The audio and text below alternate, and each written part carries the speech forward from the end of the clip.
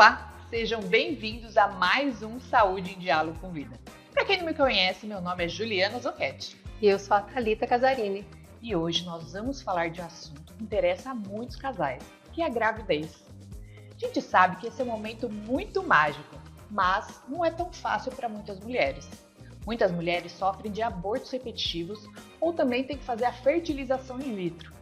Isso acaba gerando muito estresse, muita ansiedade, muitos desgastes. Não é verdade, Thalita? Com certeza, Ju. E tem um pilar aí também super importante que pode influenciar de forma positiva ou negativa nesse processo de engravidar, que é a alimentação. E por isso a gente trouxe hoje no Saúde em Diálogo com Vida a nutricionista Beatriz Creato, que é especialista em fertilidade integrativa e vai explicar tudo isso pra gente, fertilidade e alimentação. Mas antes, vocês já sabem, né? Aproveita para curtir, comentar e compartilhar esse episódio com aqueles casais que você acredita que vão se interessar pelo assunto. E o Saúde em Diálogo começa agora!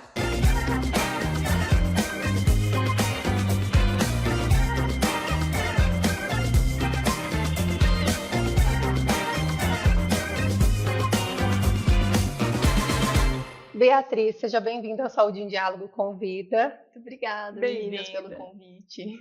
Muito bom ter você aqui para falar de um assunto tão relevante, que eu tenho certeza que tem muitos casais aí super curiosos, né, nesses preparativos para o processo de engravidar. Mas antes da gente entrar nesse assunto especificamente, eu queria saber quem é a Beatriz. Vamos lá, então. A Beatriz é uma mulher casada, sem filhos, né? A maior dúvida dos pacientes, tem filhos? Não tem filhos. Não é obrigatório, né, Beatriz? Não, eu posso cuidar sem ter filhos. Exatamente. E eu sou apaixonada por esporte, venho aí de uma alimentação saudável, acho que desde a minha infância, acho que era uma coisa que a minha família priorizava na nossa vida, então consumo de frutas, vegetais, mas gosto muito de sair, de me divertir com os meus amigos, já fui baladeira, hoje em dia não mais. Virou a vida adulta, né? A famosa vida adulta. Exato, exatamente. Mas gosto muito de acordar cedo, de praticar esportes, final de semana, sempre mil coisas para fazer, mas não abro mão lá do meu exercício. Claro que a gente tem que achar uma coisa que gosta, né? Claro.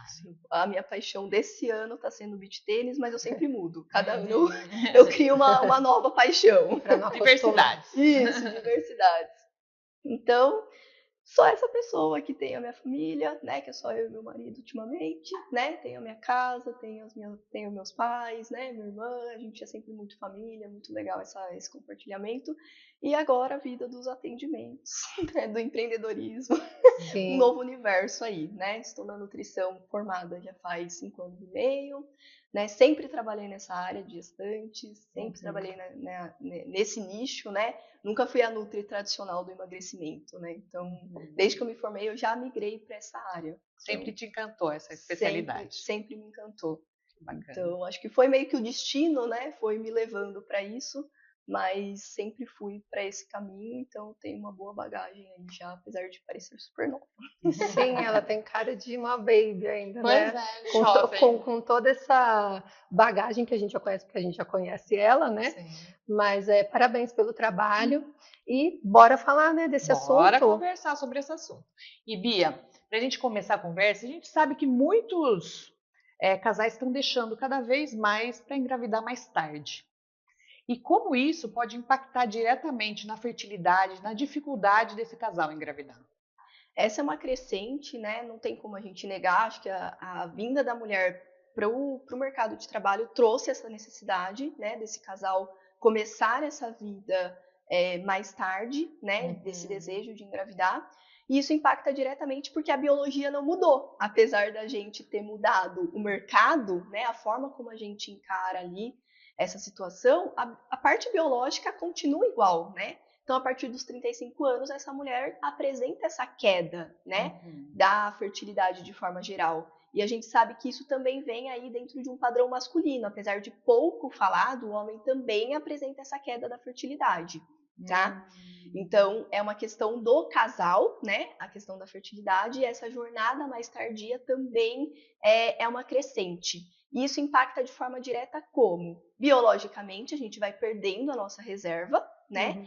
Mas também o processo oxidativo, né? Quanto mais velho, assim como a pele, né, a gente traz o envelhecimento, a gente também tem um envelhecimento interno, né? De óvulos, de qualidade ovariana, espermática. Então, esse envelhecimento que a gente vê na parte externa, ele também acontece internamente. E é por isso que as dificuldades vão aumentando. Não é só uma questão de quantidade que vai reduzindo, mas também de qualidade. E assim como a gente tem procedimentos da estética, da pele, que a gente pode trabalhar a redução, né? Prevenção, né? A prevenção, exatamente. A gente também pode fazer isso com a fertilidade, né? Então, quando a gente trabalha essa fertilidade desde cedo, a gente também previne que isso aconteça de uma forma muito rápida e avassaladora, né? Porque vai embora, né? De 35 a 40 anos é queda livre. Tem uma idade que você fala assim, nossa, essa é a idade ideal para evitar todo esse desgaste, esse envelhecimento? Olha, tem estudos que mostram que é desde a nossa menarca, tá? Que a gente deveria trabalhar Menarca é a primeira menstruação. Exato, que é quando a gente começa a perder nossos óvulos, né? Que a gente começa o processo ovulatório. Então, a maior parte dos estudos, quando a gente fala de processo preventivo, né? A gente está falando aí de um tratamento a longo prazo, que é muito o que acontece na medicina chinesa, né? Se a gente pegar os orientais lá, a gente vai ver que o tratamento preventivo para a menopausa acontece durante a vida fértil dessa mulher. Né? A gente não, lá na medicina chinesa, a gente não trata, né, a menopausa na menopausa. A gente faz todo o processo preventivo. Então, para a fertilidade é a mesma coisa. A gente faz um processo preventivo desde a menarca. Então, se você pensa em engravidar, quanto mais cedo você começar, melhor. Tá? Começar a se preparar. Se preparar. Cuidar dos seus exames, fazer avaliações contínuas, olhar como que tá esses óvulos, né, essa reserva. E o padrão de vida é o que determina isso, né? É o padrão de vida, saudável ou não. A famosa lá, medicina do estilo de vida. É isso que faz o processo preventivo. Não tem nada, nossa, super mágico, né? É aquele básico que funciona para todo mundo, né? A alimentação, atividade física, que na fase que a mulher, que o casal deseja engravidar, ele é mais importante ainda. A gente vai falar de um monte de coisa aqui, que pode interferir, a gente nem sabe, que pode prejudicar no processo de engravidar. Então, não é só o envelhecimento, mas é deixar o nosso corpo preparado sempre para engravidar, para viver bem, né, para ter uma longevidade. A gente fala tanto, né, de vamos cuidar de prevenir o envelhecimento da pele. Aqui o assunto é vamos prevenir o envelhecimento do ovário, né? Vamos deixar ele mais preservado. Isso é um assunto muito importante, né, e para o homem, e para o homem casais, também. Né? Exato. Então, para os dois. E aí me gerou uma curiosidade, porque você, além de ser nutricionista clínica, especializada em materno-infantil, também em fitoterapia, você também é especialista em fertilidade integrativa. Eu queria saber o que significa isso e como é que, em linhas gerais, essa alimentação pode interferir nesse processo de engravidar. Tá. Então, o integrativo nada mais né? Ele veio com essa função da gente olhar o paciente como um todo, não o paciente em pequenas partes, né? A gente não é só um ovário, a gente não é só um útero, a gente não é só um pé, só uma mão, né? Então, é olhar essa saúde dentro de um contexto geral, né? Para mim, a integrativa, ela traz isso, é a gente ter esse olhar para um todo. E eu venho com essa bagagem justamente porque eu gosto de fazer esse olhar para a família, né? Então, quem é essa família? Essa família, no momento, é o casal, né? Então, a gente olhar esse casal como um todo, não só da parte da doença específica. Ah, tem uma endometriose, então eu vou ir na nutricionista para tratar somente a endometriose. Mas sim todo o contexto geral que esse casal tem. Como que está esse intestino? Né? Como que tá os hábitos de sono? Né? Como que está essa relação interpessoal desse casal? Como que está o processo emocional, ansiedade, depressão? Porque tudo isso vai interferir de forma direta, não é de forma indireta, não, é de forma direta na fertilidade. Né? Como que é a rotina dessa família? Né? Eles têm momentos em conjunto ou não? Então eu vejo a integrativa como esse olhar para o todo, para que a gente sim possa tratar de uma forma contínua e de uma forma geral, né? Não olhar o paciente em pequenas partes e pequenos pedaços, né? E quando a gente fala de alimentação, quando a gente faz a anamnese, a gente vai conhecer a rotina dessa família, não tem como, né? Quando a gente começa, o que você come de café da manhã? O que você come de almoço? E por que é tão importante a gente destrinchar tudo isso? Porque isso faz parte dos hábitos daquela família. Sim. Não tem como eu corrigir a alimentação se eu não sei se essa pessoa come na casa dela ou se ela come no restaurante. Se ela compra uma comida ou se ela come no trabalho, né? Qual é o acesso dela, qual o tempo hábil que ela tem para produzir aquilo, ou se ela vai precisar comprar tudo pronto. Então, a nutrição, ela entra nesse sentido, dessa reorganização dessa rotina. Qual que é o melhor horário para essa família treinar? Né? Que horário que a gente vai encaixar esse treino? Né? Às vezes a pessoa sozinha ela tem dificuldade de fazer isso. Né? De tipo entender, nossa, mas não cabe dentro da minha rotina. Será que não cabe? Ou será que ela precisa de uma organização? Sim. Delegar algumas funções? Então, dentro da nutrição, eu penso em tudo isso junto com o meu paciente, né? Em como organizar essa rotina, não somente via alimentação, mas via uma organização geral. Né? É olhar o lado emocional, olhar o todo, né? O todo, exato. E não necessariamente tratar tudo, né? Porque tem pessoa que fala, eu tô no integrativo, então só o integrativo resolve todos os meus problemas. Não, de forma precisa de ajuda dos colegas também. O integrativo exige esse olhar que integra várias outras áreas. Até para encaminhar. É isso que eu ia falar. Tem terapeutas hoje que trabalham só com esses casais que estão passando por esse processo. Porque muitos casais, eles acabam enfraquecendo o eixo ali de casal por causa de toda a dificuldade que eles estão passando ali. Então, nada melhor do que a gente saber para onde ir se a gente está passando por uma dificuldade. E né? tem um profissional que olha esse todo e que saiba direcionar, né? Sabe aonde está o ponto da debilidade para poder ser orientado e buscar ajuda. Perfeito. Porque eu vejo que tem um olhar, eu acho que negativo dentro, quando você fala, eu sou integrativa, né? Tem muitos que olham com bons olhos quando entendem o que é o integrativo, mas eu acho que ainda tem um pré-conceito do que é o integrativo, né? O integrativo não é você pegar o paciente e falar, ele é meu e só eu vou cuidar dele.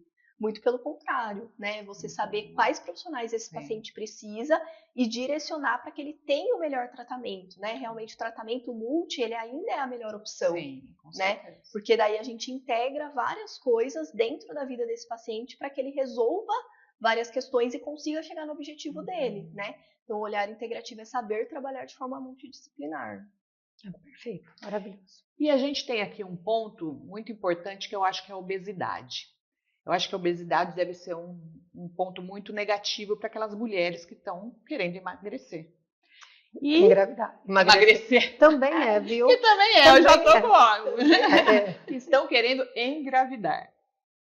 E a gente tem essas canetinhas hoje em dia, Ozempic. Como que a sua visão com relação ao Ozempic, mulheres que estão querendo engravidar, qual é a relação disso? Legal. Acho que assim, a obesidade a gente tem que falar que é uma realidade, não tem mais como a gente fugir dela, né? Acho que parte da população a gente já enxerga isso, né? E as canetas, ela veio aí, né, com uma proposta de tratamento onde o paciente entrega ali um resultado quando bem acompanhado. Mas qual que é a relação disso com a fertilidade, né? Que ela pode ser utilizada, mas ela precisa ser muito bem direcionada e muito bem acompanhada. O que a gente tem hoje? O uso das canetinhas de forma indiscriminada.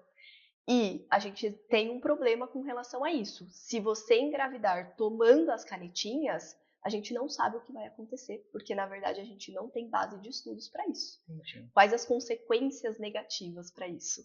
Não sabemos, mas a gente sabe que existe, né? Então, assim, o uso das canetinhas para obesidade é muito importante. Eu acho que está aí uma linha de tratamento crescente. Eu acho que é uma opção para o paciente que está nessa descompensação, mas eu acho que precisa ter uma linha de tratamento para isso, né? Não dá para usar de forma indiscriminada, sair tomando, vou lá na farmácia.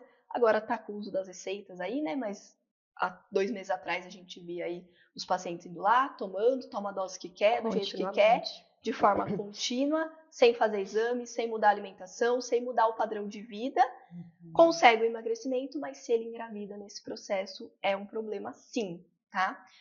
Mas bem acompanhado, com a retirada no tempo correto, a recuperação do estado nutricional, porque não tem como a gente falar. As canetinhas geram um processo desnutritivo. Sim, porque você não se alimenta bem, você não tem fome. Exato. Então, assim, a canetinha ela está associada ao emagrecimento junto com o processo desnutritivo. E tudo que uma mulher precisa na fertilidade é também nutrida. Fora a perda de massa magra, Sim. flacidez. É um paradoxo, né? A obesidade prejudica o processo de engravidar, diminui fertilidade em homem e mulher.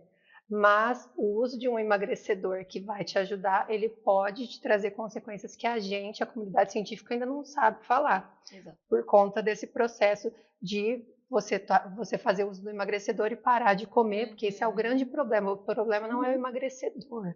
O problema é o comportamento que você assume com ele, porque tem muita gente que para de fazer exercício e para de comer bem ou não aprende porque alguém já está dando esse atalho para ele. Exato. Então, nada melhor. Quer engravidar? Faz o seu processo de emagrecimento, aprenda a comer direito, porque você vai precisar disso para manter seu peso, para engravidar e para você...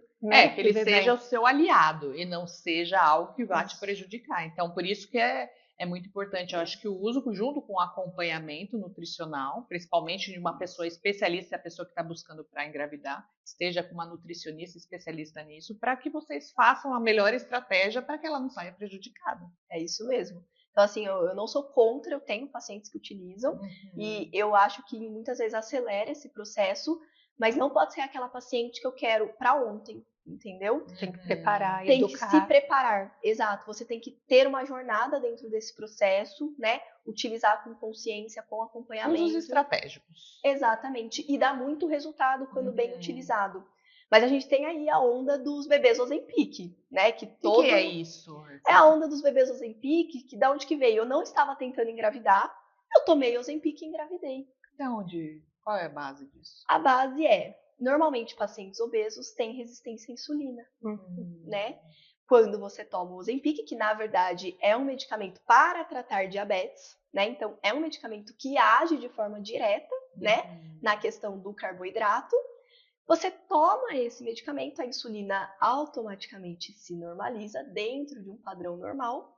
Isso, a insulina está diretamente relacionada com hormônios da gestação, né? Com o nosso ciclo hormonal. E daí você regulariza os seus hormônios, melhora essa questão hormonal e automaticamente o bebê chega aí de forma surpresa. Aquela mulher que fala assim, eu não engravido mesmo. E aí emagrece. E a gente já ouviu falar desse fenômeno com a bariátrica, né? Isso com também acontece. Também, pelo mesmo eixo, né? É o mesmo eixo metabólico, né? Quando você faz a bariátrica, automaticamente você melhora insulina, automaticamente você melhora hormônios da fertilidade, né? E automaticamente você engravida. No final das contas, assim, resistência à insulina, porque tem a síndrome do ovário policístico, também tem tudo a ver com resistência à insulina. Tem tudo a ver e é uma das principais causas de infertilidade. Né? Quando a gente trabalha em fertilidade, vamos colocar aí, boa parte das pacientes... Aliás, até uma boa dica você falar quais são as principais causas da infertilidade. SOP, a síndrome do ovário policístico, a gente pode considerar uma. Endometriose, também vem aí como uma das principais causas de infertilidade. A obesidade, tá? Idade avançada, a gente não pode negar que é um fator, né, relacionado... Idade avançada qual? Qual que é a idade avançada? Idade avançada, acho que hoje, vamos colocar assim, pela ciência, 35 anos já dá para considerar aí, tá? Que é uma idade avançada para engravidar, tá? Porque a gente tem a gente começa a ter a famosa baixa reserva ovariana, né? Então daí eu relaciono idade avançada com baixa reserva ovariana aqui associada, né? Mas a gente tem a baixa reserva ovariana precoce também, né? Em mulheres de 28. Que é aquelas mulheres que vão entrar na menopausa mais cedo também. Muito mais cedo, exatamente. Olha só. Tá? Então, a baixa reserva entra aí também como um fator principal de infertilidade hoje em dia. E agora uma curiosidade, pensando assim, essa mulher que está na vida profissional e ativa e na idade fértil, trabalha, vai fazer lá os happy hours, toma um chopinho, fim de semana toma os drinks. Em relação ao processo de engravidar, se preparar o corpo, tem que fazer abstinência de álcool? Qual que é a sua visão sobre isso? Se você tem um problema para engravidar, sim. Tá? E se não tem, pode beber.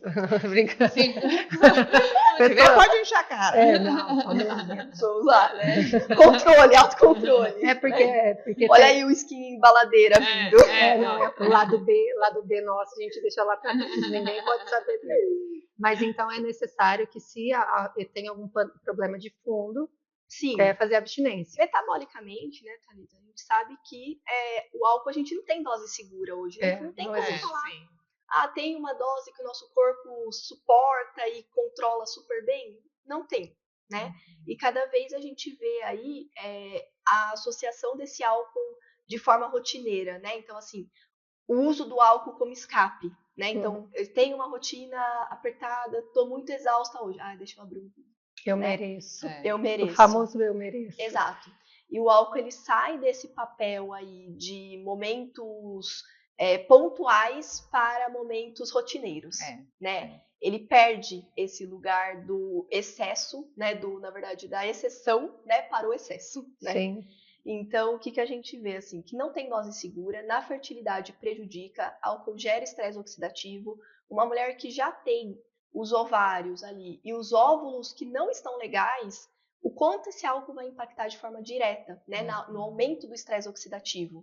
Muito. E o mesmo vale para a questão espermática, né? Porque a gente pouco fala, né, da alimentação desse homem dentro da fertilidade, mas o álcool, ele atinge os óvulos, ele também atinge os espermatozoides, né?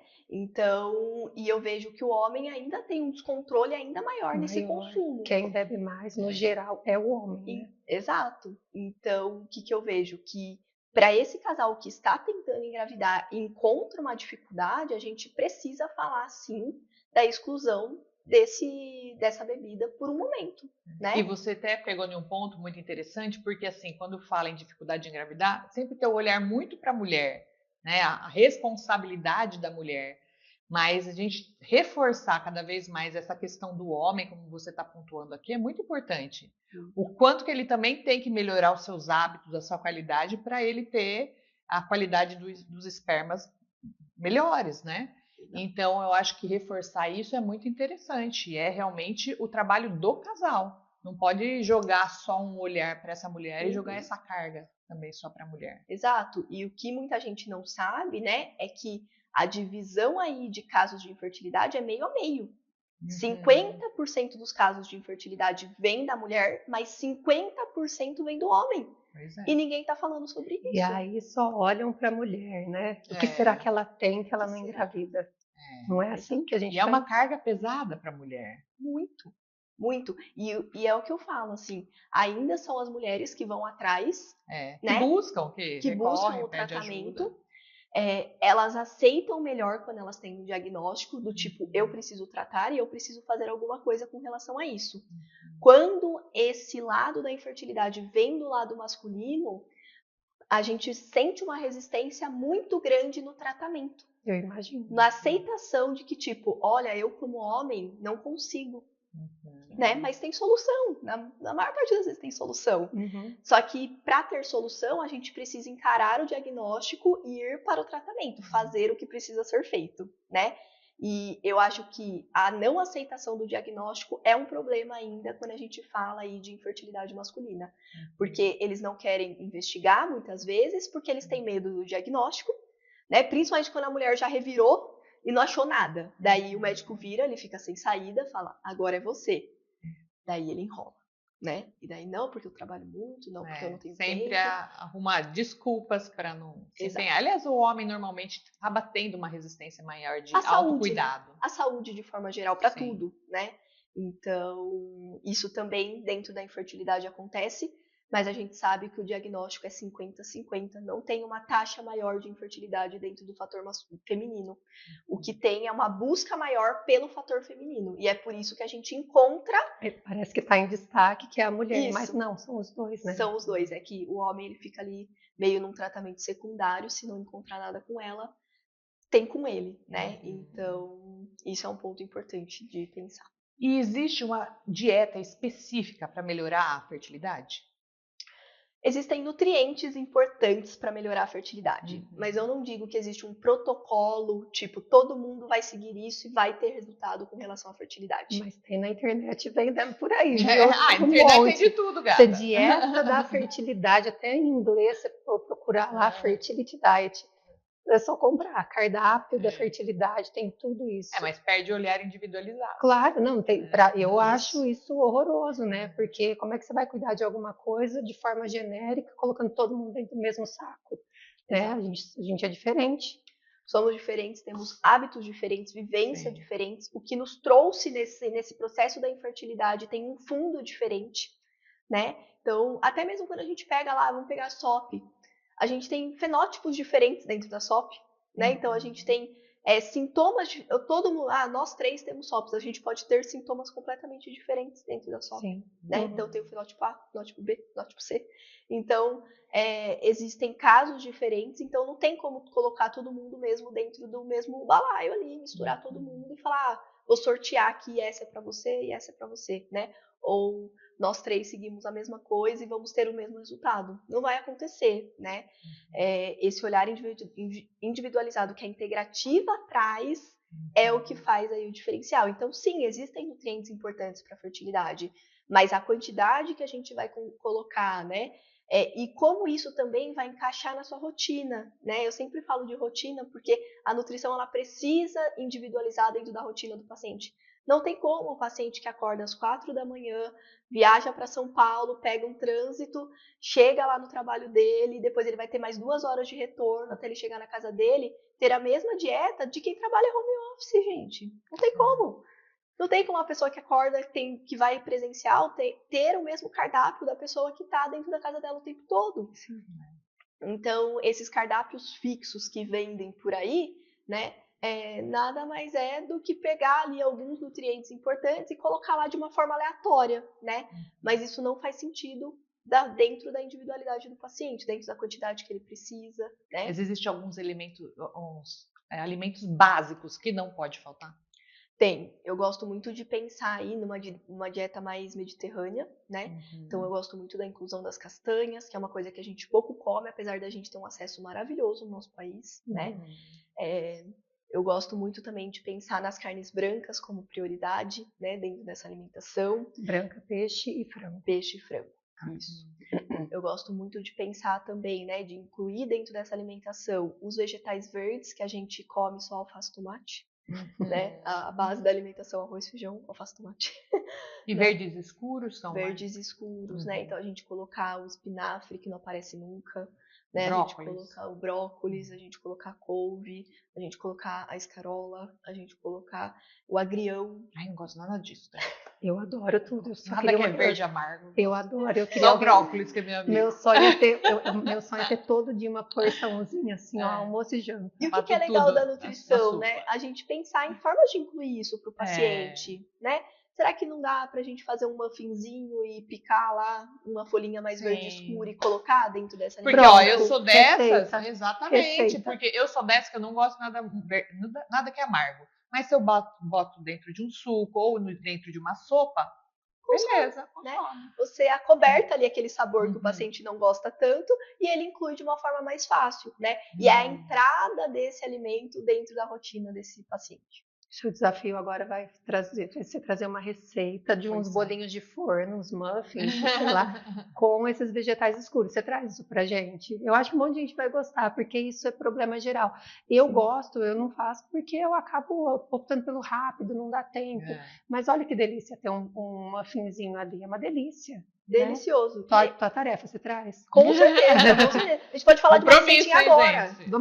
Vamos deixar o pode fazer e vamos fazer um post no Instagram só sobre então isso. Tá bom, 3 sabores de muffin. Nossa, eu adorei. Né? É aquela pessoa que entrega mais. Entendeu? Adorei.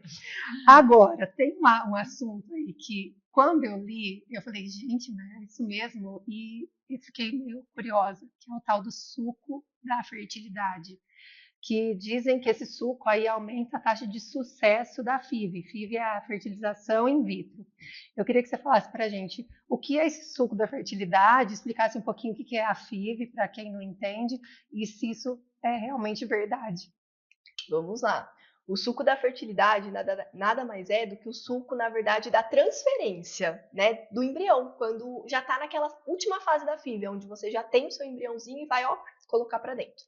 Então, faz o embrião fora do corpo da mulher, coloca lá dentro e aí ele vai grudar no útero, é assim. Isso, lá naquele endométrio que foi formado. E aí a taxa de sucesso é se ele grudou ou não. Isso, o positivo acontece quando o embrião se fixa lá nesse endométrio, né? Que daí a gente faz o beta e o beta né, está lá presente. Faz o né? testezinho de farmácia, de sangue. De sangue, exatamente. Então, nada mais é do que o suco para transferência, né? E a gente tem um estudo muito legal que mostra aí, né, em torno de 400 mulheres que passaram pelo processo da FIV e eles testaram esse suco nessas mulheres. Metade desse grupo aí tomou o suco, metade não tomou o suco, e a metade que tomou o suco teve um aumento aí de 40% nas taxas de implantação. Gente, é real Que isso. bacana. É publicado. É publicado. Meu Deus, olha só. Então, o que acontece com esse suco? A gente oferece os nutrientes importantes para melhorar a circulação desse endométrio. Por quê? Quanto mais ativo está esse endométrio, mais vivo está esse endométrio, mais nutrientes chega dentro desse endométrio e mais forte fica essa fixação, né? E qual que é aí o objetivo principal desse suco? Aumentar o óxido nítrico. E daí a gente coloca alimentos ricos em óxido nítrico. Um deles todo mundo vai conhecer, que é aí da atividade física, né, que ficou famosa, a beterraba. Então, a beterraba, sim, ela ajuda na vasodilatação e ela é riquíssima em óxido nítrico. Então, é um dos ingredientes do nosso suco da transferência. Um outro ingrediente que a gente sempre utiliza é a melancia. A melancia também é riquíssima nesse nutriente. Só que um pulo do gato aí, né, um ponto importante dessa melancia é que é a parte branca, não a parte vermelha. Então a gente joga fora a maior parte. O sucesso do negócio está na parte branca. A concentração desse nutriente está na parte branca. Que interessante. Todo mundo Do joga óxido É da nítrico. citrulina, não é? Acho que citrulina. E citrulina que vai, né, Que vai fazer a virar cadeia. Ela é riquíssima. Mas a gente está acostumada a só pegar a parte vermelhinha. Começou a parte docinha. Em muitas frutas o nutriente está na casca, tá na fruta. Exatamente. Então, são 2 ingredientes importantes para esse suco. E o terceiro que eu sempre coloco é o gengibre. Né? O gengibre tem inúmeras funções no nosso corpo, né? Processo anti-inflamatório, antioxidante, né? Todo aquele benefício também faz parte aí desse suco, tá? Então, minimamente esses 3 ingredientes precisa ter e o resto do suco a gente individualiza de acordo com as necessidades do paciente. E eu acho que é importante saber também se você faz todo esse trabalho de mulheres que querem engravidar naturalmente e mulheres que precisam de uma estratégia, de uma tecnologia, enfim. Então, você acompanha também essas mulheres que estão passando pelo processo da FIV, né? Sim, sim. Também é fundamental a alimentação nessa hora. Muito, ainda mais por uma questão psicológica e de investimento, né? A gente não está falando de um tratamento barato, a gente não está falando de um tratamento fácil psicologicamente. Né? A gente está falando aí de um tratamento extremamente invasivo e extremamente doloroso para o casal, né? Porque o que as minhas pacientes mais relatam, né, e que me marca muito quando elas estão dentro do tratamento de fertilização, não é o consumo dos medicamentos, do excesso de hormônio, e nem a questão dos colaterais que isso causa, porque a gente sabe que causa. É a questão emocional, que elas falam, eu não tenho surpresa. Eu sei, às vezes, o sexo, eu sei quando eu vou ficar grávida, eu sei exatamente tudo. Então, eu perco o brilho da gestação, do tipo, fiz o teste, nossa, tô grávida, né? Você perde a expectativa, né? Você perde toda a magia, né, de descobrir uma gestação. Todo mundo já sabe que você está no tratamento, seu marido já sabe, né? É tudo muito previsível, né? Então, esse lado emocional pesa muito dentro da fertilização, né? Então, quanto mais, na verdade, a gente puder evitar que ela passe por isso muitas vezes, melhor, lógico. Né? Com certeza. Menos impacto até para a saúde física e emocional. E daí, quando a gente fala da nutrição para FIV, especificamente, a gente está falando de trazer esses nutrientes em valores ótimos, não só dentro de um valor de referência, tá? Porque quando a gente fala de um estímulo ovariano, a gente está falando não da coleta de um óvulo, que é o que acontece dentro da gestação natural. A gente está falando de um hiperestímulo dentro desse sistema, onde a gente vai coletar 10, 12, 14 óvulos, e todos eles precisam estar bons. Que, aliás, olha, essa jornada dessa mulher no processo de engravidar é outro tema, né? Sim. Porque tem especialistas, terapeutas que são só focados para esses casais, porque é muito complicado, né? Muito. Então, são muitas etapas, todo mundo acha, vou entrar na FIV, rapidinho eu vou conseguir. Não é bem assim. E existe uma taxa de insucesso. Tem uma taxa de insucesso. não sei dados específicos, mas é bem grande quando você olha na prática, na vivência clínica. Porque, assim, não sei se é porque a nutrição ela chega secundária dentro do tratamento. Então, normalmente a gente pega pacientes que já passaram por insucessos, né? E daí sim agrega a nutrição. E que deveria ser o contrário, Ao né? contrário. Mas Nutrição. muitas pessoas não têm nem a informação disso. A minha alimentação pode me ajudar a engravidar. Pessoas não têm, às vezes, essa percepção. Exato. E daí vem de uma maneira secundária, quando já tentou de tudo, então vou tentar agora. Exato, e eu acho que também é uma desunião, acho que vamos dizer assim, dos profissionais da saúde como um todo. Acho que a gente precisa levantar essa bola aqui, que, por exemplo, o médico ele foi formado para trabalhar de forma individual e que ele tem dificuldade de aceitar uma equipe multi dentro do sistema, né? Por ele não ter, vamos dizer assim, o embasamento para assegurar tudo aquilo, ele prefere trabalhar sozinho. Então, muitas vezes, esse bloqueio de buscar outros profissionais, e não estou falando só da nutrição, estou falando da acupuntura, estou falando da fisioterapia, né? Estou falando da psicologia, de buscar esses outros profissionais para associar, né, e somar dentro do tratamento, vem mesmo de um bloqueio médico, do tipo, você não precisa disso. Deixa comigo que eu dou conta de tudo. É uma questão assim, tem mudado, mas ela é muito cultural, né? Mas tem mudado, eu vejo que cada vez mais eu acho que seria principalmente pessoas... esses médicos mais conservadores, né? Mas eu acho que vem uma linhagem. Não, acho que hoje em dia já tem médicos muito legais, né? Que tem médicos, por exemplo, que só trabalham se o paciente estiver dentro da equipe multi. Né, que ele só segue o tratamento se o paciente se abrir a mudar a alimentação, a mudar o estilo de vida, a buscar ajuda, né? Porque ele sabe que ele tem, todo profissional tem o seu limite até onde a gente pode ir, né? Então, tem médicos que têm esse outro olhar, né? Esse olhar integrativo também, né? Sim. Então, quando a gente junta profissionais com a mesma linha de raciocínio, o caso anda com muito mais facilidade, né? Com certeza. E coenzima Q10, ela ajuda na qualidade dos óvulos? Coenzima Q10, né? Suplemento bombástico, né? Todo mundo quer, todo mundo quer tudo, né? Serve pra tudo, tá quase pau a pau com a creatina. Não, e de suplemento, assim, o Brasil ele tem investido em trazer cada vez mais a coenzima Q10 melhor de todos. Então, eu não sei quanto que aumenta a biodisponibilidade, a minha líquida, a minha nano. É assim, são 1000 opções, então até isso, né? Conta pra gente. Tem estudos que melhoram sim a qualidade do óvulo, melhora a ação mitocondrial, né? Então, qual o efeito da coenzima Q10? Melhorar a mitocôndria. E quando a gente fala aí, tanto da parte, eu gosto muito de coenzima Q10 para fertilidade masculina, né? Porque a cauda espermática é pura mitocôndria. Mitocôndria sim, que produz energia. Energia, né? Exato, para andar. Ele precisa lá comer. Eu vou chegar. Ainda chega perto de um monte, já tem que se esfaquear lá. Quem que vai entrar primeiro? Eu penso o cara entrando no ringue pra lutar. Ele precisa do quê? Energia. Ele come um prato de macarrão. O que a gente faz? Toma coenzima. Exato. Então, a coenzima ela veio com essa função e tem muitos estudos, porque hoje eu acho que os estudos da fertilidade têm uma base muito grande em volta da mitocôndria, né? O como o nosso corpo, o que a gente consegue melhorar energeticamente falando. Né? Então, a coenzima ela vem com esse papel, eu acho muito importante, mas o que a gente tem que pensar a dose ela precisa ser individualizada, né? Não tem como, 200 miligramas para todo mundo? Não, né? Então, a gente precisa trazer aí uma dose individualizada e uma qualidade de coenzima. A gente tem coenzima de forma ativa, de forma inativa, né? E a gente sabe que essa coenzima de forma inativa tem um efeito muito, muito, muito, muito baixo dentro do nosso corpo.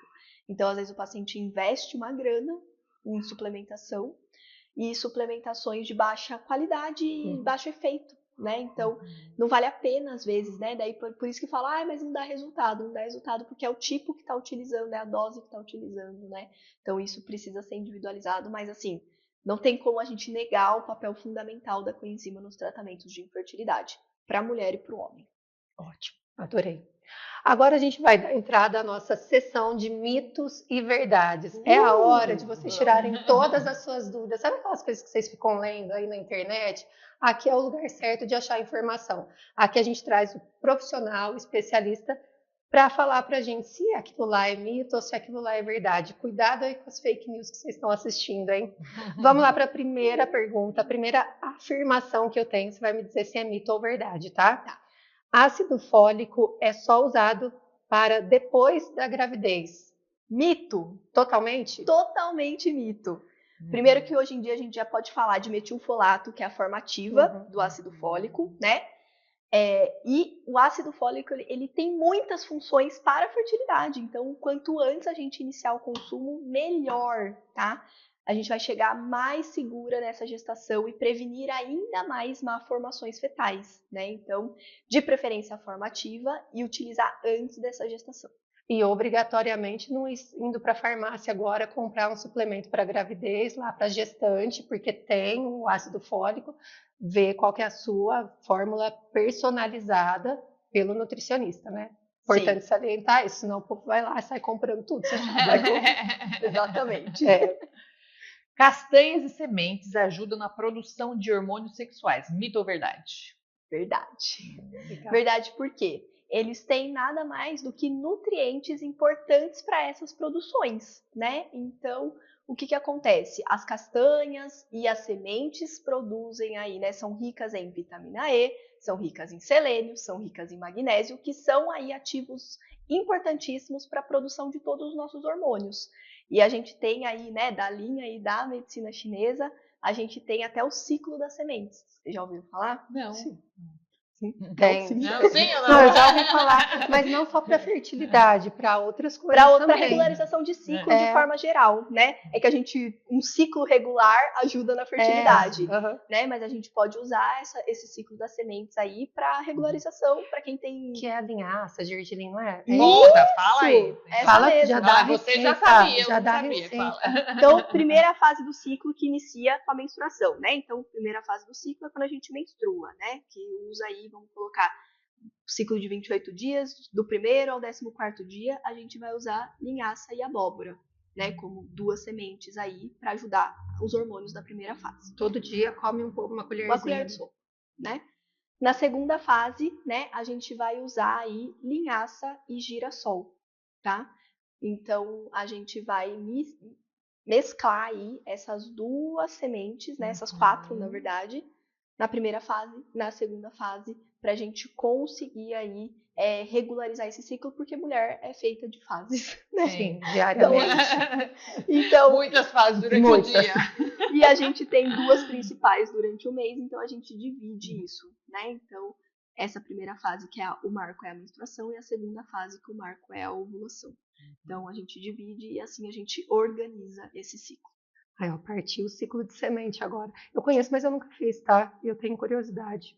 Vamos fazer junto um desafio aí? E pode fazer em qualquer fase, isso beneficia sempre, beneficia né? sempre, porque é isso, a produção hormonal melhor, né? Eu tô precisando regular um pouco dos meus hormônios, viu? Isso, auxilia muito. Eu vou fazer esse negócio. E daí você mistura no alimento, na comida? Numa panquequinha, num bolo, na salada. E a quantidade? Normalmente uma colher de sopa de cada semente, né? É suficiente. Eu gosto muito de usar na salada, dá um crocantezinho. A textura, né? Adoro. Isso, melhora super. Já põe num muffin. Coisa simples. Já põe num muffin desse. Já põe no muffin que ela vai dar. Uma coisa tudo nesse muffin, pra daí já otimiza meu tempo. Só tem no suco só também. tem uma coisa obrigatória. Legal. Só tem que ser gostosíssimo. Você não vem me dar coisa que essas blogueiras comem saudável. Ai, que delícia. Aí você vai fazer igual. Horrível. Então, umas coisas gostosas, hein? Tá bom. Bom, próxima afirmação do Mitos e Verdades. Exercício físico melhora a fertilidade. Mito ou verdade? Melhora, né? Verdade. Verdadíssimo. Né? Uma super verdade. Exercício físico também entra nessa questão, né? Melhora de insulina, melhora dopamina, serotonina, melhora sono, né? E quando a gente tem aí, né, uma cascata de hormônio bem produzida, ajuda na fertilidade, né? Então não tem como a gente desassociar a atividade física daqueles casais que estão tentando engravidar, né? É muito importante ter essa prática. Todo mundo usa a atividade física como gasto calórico, né? Mas ela vai muito, mas muito além. O gasto calórico é 1% dos benefícios dessa atividade física. Eu falo que quem faz atividade física dorme melhor, né? Tem aquele dia que, você não faz atividade física, seu sono é inquieto, né? Você usa a atividade física para regularizar tantas coisas, né? E também, assim, claro que muita gente não tem esse olhar, mas a gente pode usar aí a atividade física como um ponto de liberação de estresse, né? É que as pessoas já vão para atividade física, nossa, tem que fazer atividade física, Uhum. né? Até porque eu acho que a gente tem um olhar da atividade física como academia, Uhum. né? A gente não Às vezes olha para existem além. tantas opções. Tantas opções, né? E quando a gente fala aí da atividade física, a gente pode tentar buscar algo que te... Não que não necessariamente a gente não vá precisar, porque todo mundo fala, você faz beach tennis, mas você tem que fazer academia. Você faz dança, mas você precisa fazer academia. Sim, você vai precisar fortalecer de alguma forma, mas por que não equilibrar isso, né? Fazer uma atividade que te dá, sim, um prazer, né? Que você Seja busque terapêutico para você esse também. conforto e te traga o benefício ao mesmo tempo, né? Até para Então, ajudar nessa jornada, para Claro. deixar mais leve, o leve. exercício é excelente, né? Exatamente. Então, assim, é essencial a atividade física para quem está tentando engravidar. Assim, não é, eu faço se der tempo. Não, ela precisa estar dentro da rotina. Sim. Cortar completamente o glúten e o leite ajuda a engravidar? Mito ou verdade? Verdade, tá? Eu vou trazer a verdade e eu vou explicar o porquê. Essa é polêmica, hein? Essa é polêmica. Por que eu acho que hoje, na nossa sociedade, a gente precisa vir com essa visão? Porque a gente tem um consumo desenfreado de leites e glúten, né? Tudo na nossa alimentação. A gente acorda consumindo pão, café com leite e açúcar, né? E dorme fazendo um lanchinho da noite, bolachinha, água e sal, café com leite. Né? Então, assim, esse é o padrão de alimentação. Não estou dizendo que todo mundo faz isso, mas vamos colocar dentro da população. Quando a gente olha recordatório alimentar, eu não tenho um E paciente. sem nutriente nenhum.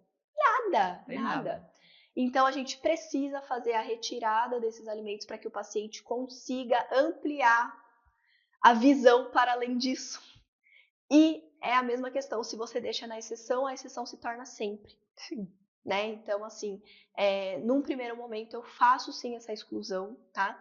Eu trago aí outras opções para esse paciente sair da zona de conforto dele e aprender a comer outras coisas que não seja pão, café com leite e bolachinha, água e sal. Porque essa é a base da nossa alimentação hoje, né? Populacionalmente falando. Então, a gente precisa tirar esse paciente e falar para ele que sim, fruta dá saciedade, se bem combinada, né? Que sim, o ovo é importante, que a gente precisa priorizar as proteínas em alguns momentos, né? E que a gente precisa incluir tubérculos, né? Que a gente precisa comer raiz, que a gente precisa comer grãos. Tubérculo, fala pra gente o que é. Batata, mandioca, mandioquinha, inhame, essas raízes, né? Que fica lá, né? No canto, na gaveta, né? A gente usa batata como frita, do pacote, direto na airfryer. Pessoal, mas eu como tubérculos. Toda vez, fim de semana, eu como um lanche que vem tubérculos ali, batatinha frita. Frita do pacote. Né? Do pacote. Que é mais gordura saturada. Eu fiz ontem. Você comeu tubérculos na airfryer.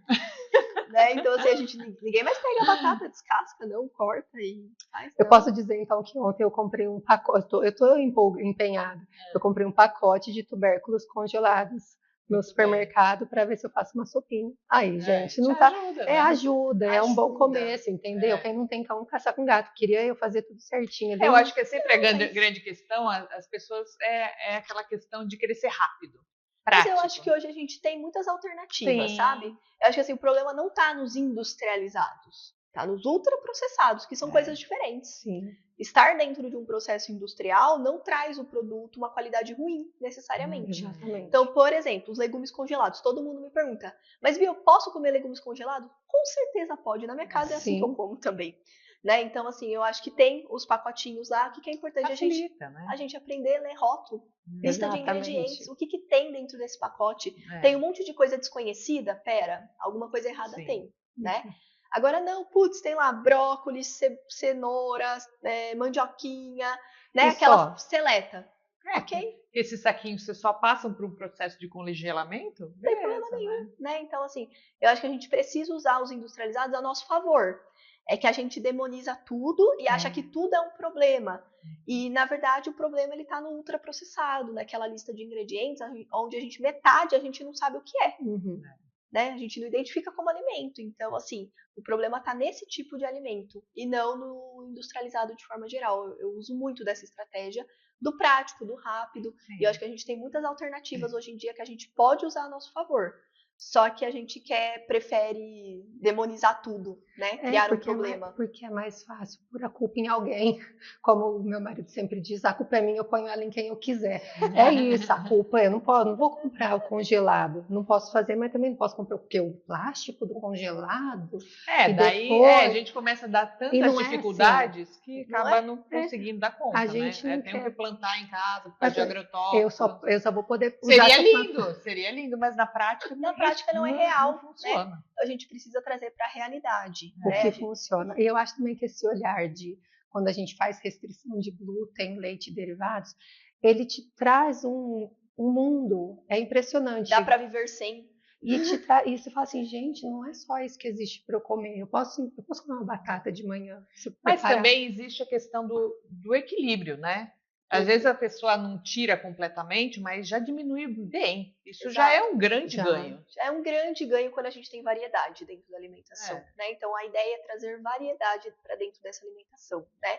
E claro, tem doenças da infertilidade, né, que causam infertilidade, que já tem aí uma propensão maior a não digerir bem esses alimentos. Então, quando a gente fala aí de um paciente com endometriose sintomático, com distensão abdominal, associada ao intestino ruim, esses alimentos prejudicam muito esse paciente.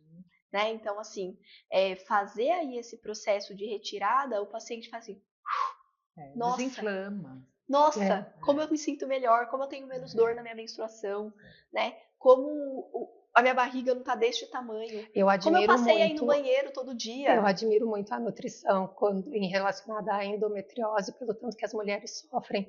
E eu já vi vários casos de mulheres que realmente se libertaram dessas dores físicas horrorosas todos os meses, te tirando de trabalho e com a alimentação virando uma chavinha. Eu acho assim, um trabalho sensacional. É a base de tudo.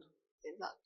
Pensando até em medicina chinesa, puxando o gancho para mim, na medicina chinesa a gente fala que o Qi é energia proveniente da nossa respiração e da nossa alimentação. Então, se a gente já bota uma alimentação errada, a energia circulante do nosso corpo, o Qi, ele já vai vir de uma maneira errada. Então, a alimentação é a base realmente de tudo. Exato. Equilíbrio, bem-estar físico e mental. Com certeza. Adorei. Bom, mais um mito e verdade aqui. Você já falou aqui, mas agora eu quero que você fale assim, ó, com todas as letras, tá? Obesidade afeta a fertilidade. Mito ou verdade? Verdade.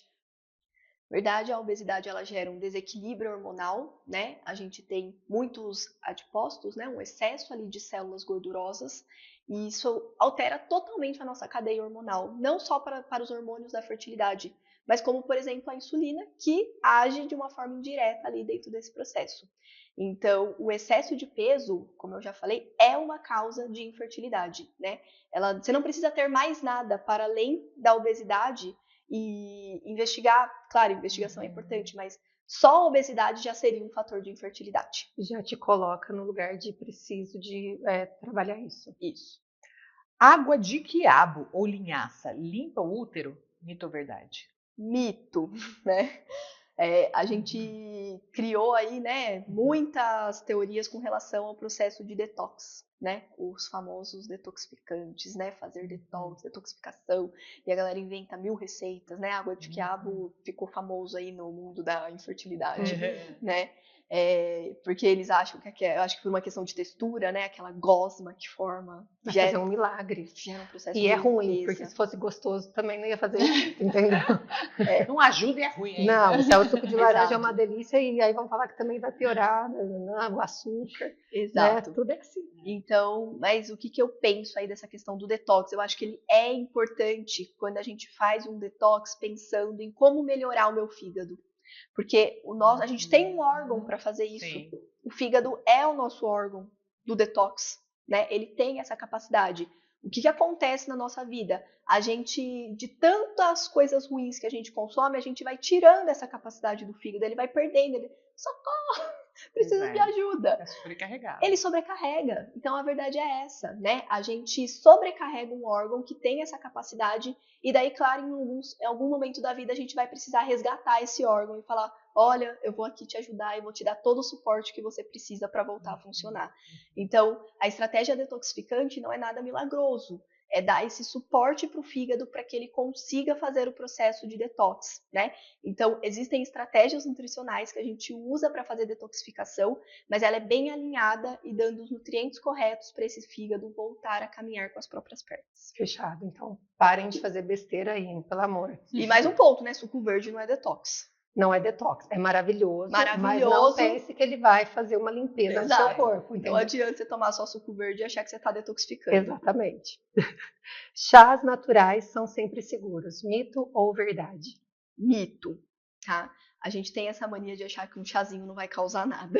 Sim. Mas, assim como as sementes ajudam no processo, né, hormonal, os chás também têm esse papel, né? Então, a gente tem chás aí que podem alterar de forma bem expressiva os nossos hormônios e quando utilizados de uma forma meio desorganizada, pode atrapalhar, né? Então, a gente tem até hoje em dia, assim como a gente tem ciclo das sementes, a gente tem ciclo dos chás, tem marcas que fazem ciclo de chás para cada fase do ciclo da mulher. Que legal. Com ervas específicas que trabalham aqueles hormônios. Então, a gente tem aí os chás como um papel muito legal, que pode ser um aliado ou aí um fator prejudicial dentro da fertilidade. Então, não banalizem o chazinho, né? Porque ele tem um papel importante. Tem bastante fitoquímico. Muito, né? A gente faz uma extração de todos aqueles benefícios dentro de uma aguinha, Sim. né? Que parece ali inofensiva, mas quando ela entra no nosso corpo, ela pode ter um super papel ou prejudicar também, né? Então, não usem os chás de forma indiscriminada e nem de forma bagunçada, porque isso pode prejudicar o tratamento. E última pergunta: comer muita carne aumenta a qualidade do espermatozoide. Mito ou verdade? Mito! A gente tem aí essa visão, né, de que o homem precisa de muita carne por ele ser mais forte, mais másculo, né? A gente tem essa associação, né, do homem carnívoro, né? E uma questão de comer carne é mais viril, né? Essa questão da virilidade. E na verdade a gente tem aí, pensando em carne vermelha, o efeito oposto, né? A gente sabe aí que a carne vermelha pode prejudicar a qualidade espermática, principalmente quando consumida excessiva, principalmente quando a gente consome cortes gordos, né?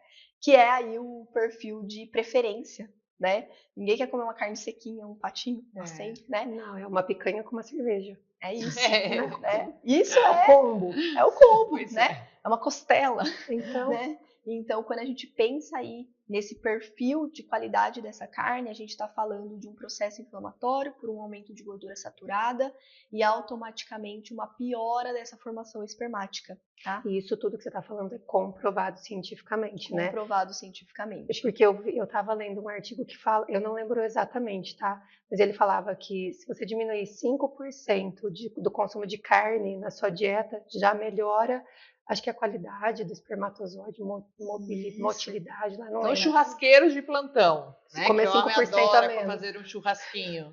Sim. Se você está querendo ser papai, cuidado. Cuidado com a escolha dessa carne, com a frequência que consome e com os associados à carne, né? O que vem junto, né? Sim. E quando a gente fala dos embutidos, eu acho que isso traz um peso ainda maior, né? Embutidos que a gente fala é linguiça, calabresa, salame, salsicha, né? Mortadela. O peito de peru também entra, peito de peru é embutido, né? Então ele ficou aí com essa famosa de que peito de peru é fit, mas na verdade é um embutido também, traz tanto prejuízo quanto os outros embutidos. Então, quando a gente fala do consumo de embutidos, a gente também enquadra aí nessa piora da fertilidade. Sabe que eu li também nesse artigo falando que tinham mulheres que consumiam muito refrigerante. Existia uma conta lá, não vou lembrar agora, mas quem consumia 3 vezes não sei o que de refrigerante também tinha dificuldade para engravidar. Então, assim, tudo conta. Então, quando eu acho que essa é a beleza da nutrição, né? Não existe um padrão para tudo, mas o básico que todo mundo já sabe, que é comer certinho o arroz, o feijão, variar com frutas, vegetais, legumes, ele é o que funciona. Sim. Né? E aí você vai fazer o ajuste fino procurando a Nutri, procurando o teu obstetra que vai te orientar o tempo todo. Se você for fazer um procedimento de FIV, você vai precisar dessa equipe de qualquer forma. E essa é a beleza da nutrição. Não existe grandes dúvidas assim. A gente sabe o que faz bem para o nosso corpo. mas precisa de um direcionamento, porque realmente no dia a dia a gente acaba fazendo o que dá, do jeito que dá e tá tudo bem, mas se precisa melhorar, se tem um objetivo maior, a gente tem que cuidar dessa base, né? Tem que preparar esse corpo. Com certeza. Perfeito. Acho que é esse mesmo o objetivo.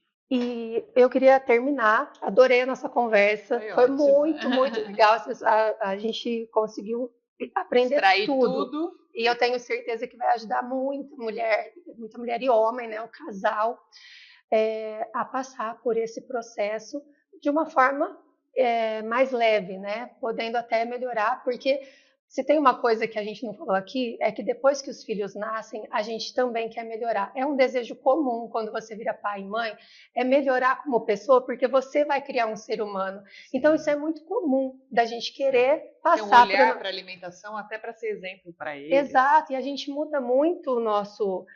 chamam isso de maturidade, e tem a ver com maturidade. Mas é esse olhar de, poxa, eu quero criar meu filho comendo bem. Por que a gente faz aquela introdução alimentar? Nossa, eu vejo as mães fazendo, eu também fazia, eu era essa mãe que eu falava, vou caprichar. Porque a gente quer criar essas pessoas saudáveis e a gente tem que mostrar o exemplo, né? O filho come o que a gente come. Então, mais do que se preparar para engravidar, já é se preparar para a vida, porque lá na frente você também vai ter que ensinar. Aliás, alimentação é necessidade em todo momento da vida. Então, comer bem é algo que tem que sempre existir. Então, pensando no bebezinho que você quer gerar, pensa também no bebezinho que você quer cuidar. Você também vai ter que ser o exemplo. Então, é para a vida. É aquele investimento que vale a pena. É um investimento de vida, né? É um investimento de saúde. Com certeza. E para fechar, eu queria que você deixasse uma mensagem final, uma dica que você considerar que essa aqui é a dica de ouro que eu posso deixar de tudo isso que a gente conversou para aquelas pessoas que estão ouvindo a gente. Cuide da sua saúde, melhore a sua alimentação o quanto antes, né? E evite sair na internet comprando tudo que você vê pela frente, porque você vai fazer um investimento mal feito. Sim. Né? Vai ser um gasto desnecessário. Né? Busque um profissional especialista. Exato. Mesmo uma mulher que não está querendo engravidar, ela está em idade fértil, está na dúvida, é importante passar por uma consulta com você? É importante, porque a gente já consegue prevenir e corrigir, né, diversas questões ali, e é o que eu falei, esse processo de desacelerar esse envelhecimento ovariano. Ok, fechado, adorei. Alguma coisa a mais? Alguma dúvida a mais? Ótimo. Eu espero que tenha ajudado vocês. Muito obrigada por terem ficado até aqui. Beatriz, muito obrigada por ter aceito o nosso convite. Bom, se você gostou, você já sabe o que você tem que fazer. Primeiro você curte esse episódio, comenta aqui, deixa o seu comentário. Já passou por essa dificuldade em engravidar? Coloca o seu relato aqui pra gente. E aproveita para já compartilhar com aquelas pessoas que você acredita que possam se interessar por esse assunto que foi tão rico. Um beijo e até a próxima. Tchau, tchau. Tchau, tchau. Aê! Muito bom!